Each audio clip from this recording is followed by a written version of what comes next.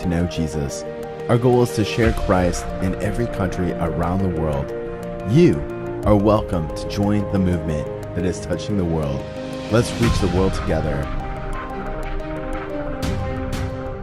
Hey friends, thanks so much for tuning in today. Here at 1 Billion, we exist to share the good news of Jesus on mobile phones. And we do this every day in 192 countries, and many people come to Christ. So we're so thankful for you.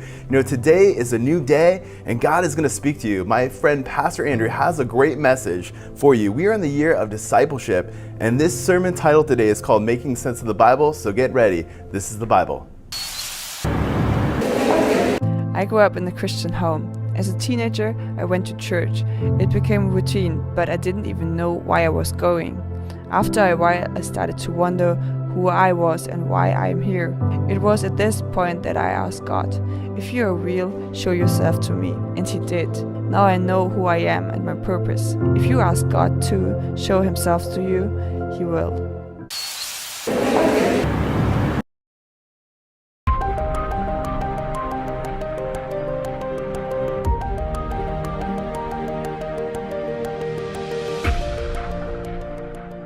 So my friends, this is the most amazing book in the world, but there's a problem with this book.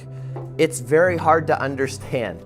We don't know where to start when we read the Bible. We don't know how to make sense of it. We don't know what natural breaks there are in sections and what we're supposed to do with it. So we just feel like we're inadequate and we can't put things together in the Word. And beyond that, we can't even apply it to our lives, because how are we supposed to do that while we're highlighting everything and we still don't know what it means? We don't know how to interpret the Bible. We don't know how to understand this ancient text. But today, if you give me 20 minutes of your time, I promise you that I will shed a new light on the Bible. I will help you understand where you are in the Bible, what the purpose of that part of the Bible is, and how to apply what you're reading. I guarantee you this is going to be one of the most important 20 minutes of your life. This is from a message that I heard, and I've changed it around a little bit just to make it a little easier to understand. But before we get into how to do this, how to understand and break the Bible into manageable sections and to take that macro look over the Bible, let's talk some numbers. So first, there's one Bible, right? There's two testaments broken up into the New and the Old Testament. There are 6 sections, and that's what we're going to talk about today. 3 in the Old Testament, 3 in the New Testament, and it was written by 40 authors. There's 66 separate books, and it was written over the span of 1,600 years. And this is what I want you to know about the Bible. And this is something that you would say that it doesn't make sense. The Bible is the most modern book. The Bible is the most modern book. You would say, well, how is that so if it was written, thousands of years ago? Because the author is still alive today. Did you know that the Bible is just as true as it was when it was written? There's a false notion that a book as ancient as the Bible can't speak to modern needs, can't speak to where we are today, because in those times they didn't have computers, they didn't have social media, they didn't have these things. But this is what the Bible has to say about that. In Ecclesiastes chapter 1, verse 9, it says, "What has been will be again, and what has been done will be done again. There is nothing new under the sun." It's funny, we live in this such a short period of life, in this grand scheme of history, and we think that just because something's new to us, that it hasn't been there before. But the Bible says it's just a reoccurring cycle. The sun goes up, the sun goes down. The wind picks up, the wind dies down. After the flood, God said that those things will never change.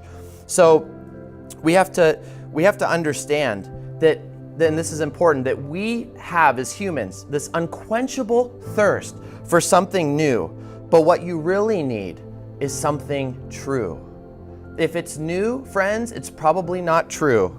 If you're listening to the latest pop psychology, you're going to be moved by the wind and the waves, because there's nothing solid that you're basing your life on.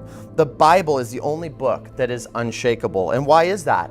It's withstood the test of time. It's the most intensely scrutinized book, and yet it still stands today. You see on the news channels, a house will burn down, and the only thing that didn't burn was the Bible, because God has His hand on His word. God is protecting His Word, and His Word is never going to die. It will continue for eternity. When you hold the Bible in your hands, you're holding a miracle in your hands. You know, the Bible has withstood all of those things, and yet it's the #1 best-selling book of all time. Think about that. There's no other book that has sold more than the Bible. And the Bible is in more languages and translations than any other book. That's why it's so important. But why is the Bible so special? Why should I care about the Bible? Why should I even read the Bible? Well, it sheds light on human nature. It tells us about why we do what we do. It talks about the world's problems and human sufferings. But most importantly, it reveals the way to God. And you know, the Bible also answers some of the most pressing questions that we all have when we're born. Like, where did I come from? Where am I going? Why am I on earth? Why in the world am I here? And what's the purpose of my existence?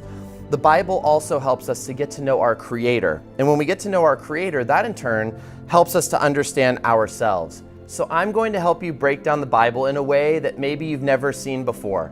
So get out a piece of paper. On one side, it's going to represent the Old Testament, and you're going to draw 3 boxes. On the other side of the paper, you're going to draw 3 boxes which represent the New Testament.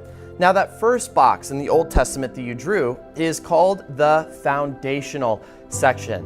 Why is it called the foundational section? Well, it's the first 5 books of the Bible. These are called the books of the law or the books of Moses. This is from Genesis to Deuteronomy. So you've got Genesis, Exodus, Leviticus, Numbers, and Deuteronomy. And the purpose of all these books, they show God's principles, His promises, and His goals. So basically, God is revealing